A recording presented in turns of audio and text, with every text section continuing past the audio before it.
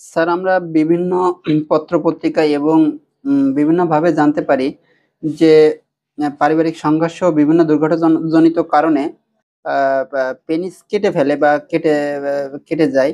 এটা যদি ইউরোলজিস্টের কাছে আসে, তাহলে এর সমস্যার সমাধান আছে কিনা স্যার? এটা আপনার কাছ থেকে আমরা জানতে চাই। ধন্যবাদ খুব সুন্দর একটা প্রশ্ন করার জন্য।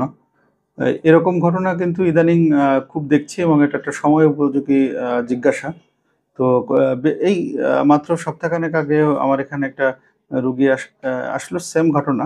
তো এটা আ আ পুরো পেনিসটা ওরা কেটে একটা কৌটায় ভর্তি করে নিয়ে এসেছে আমার কাছে। তো ব এটাকে আমরা আ আসলে পেনাইল অ্যাম্পুটেশন বলি। অর্থাৎ পেনিস অ্যাম্পুটেশন মানে কেটে আলাদা করা। অ্যাম্পুটেশন একটা পার্ট। তো সেই অ্যাম্পুটেশন করে এই এই রোগটার নাম পেনাইল অ্যাম্পুটেশন। এটাকে আমরা ইউরোলজিস্টই সমাধান করি আমরা। সেটা হলো আমরা এটাকে আ জোড়া দিয়েছি প্রাথমিকভাবে। আ প্রত্যেকটা আ পর্দায়, শিরায়, ধমনীতে, নার্ভে স্নায়ুতে এবং লেয়ার বাই লেয়ার জোড়া দেওয়া হয়। দেওয়ার পরে এটা আমরা ফলো আপ করেছি। আমাদের এই পে এম এই অ্যাম্পুটেটেড যে পার্টটা যে অংশটা কেটে নিয়ে এসেছিল ওটা লেগে গেছে।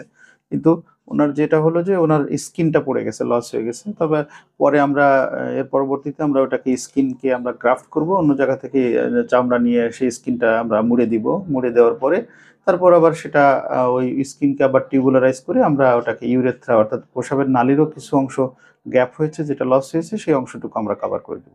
তো এটা ইউরোলজিস্টেরই কাজ। তো এরকম ঘটনা যদি কখনো ঘটে ঘাবড়াবেন না এবং লজ্জা শরমেরও কোনো কিছু নয়।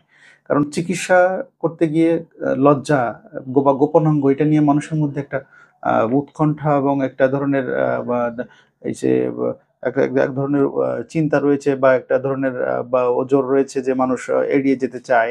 এই ধরনের করা যাবে না। ইউরোলজিস্টের কাছে দ্রুত শরণাপন্ন হতে হবে। এটা একটা ইউরোলজিক্যাল এমার্জেন্সি। তো আপনার আশেপাশে কেউ ইউরোলজিস্ট থাকলে আপনারা দ্রুততার শরণাপন্ন হবেন। আর আমার আশেপাশে কেউ থাকলে নির্দ্বিধায় আমার কাছে চলে আসবেন। আর আপনাদের আমাদের এই আলোচনা ভালো লেগে থাকলে সবার সামনের মধ্যে এটা ছড়িয়ে দিবেন, শেয়ার করবেন এবং কোনো কমেন্ট কিছু করার থাকলে অবশ্য কিছু জানার জিজ্ঞাসা থাকলে অবশ্যই আপনারা জিজ্ঞেস করবেন এবং আমি আমার সাধ্যমতো উত্তর দেব। ভালো থাকবেন। শুভরাত্রি।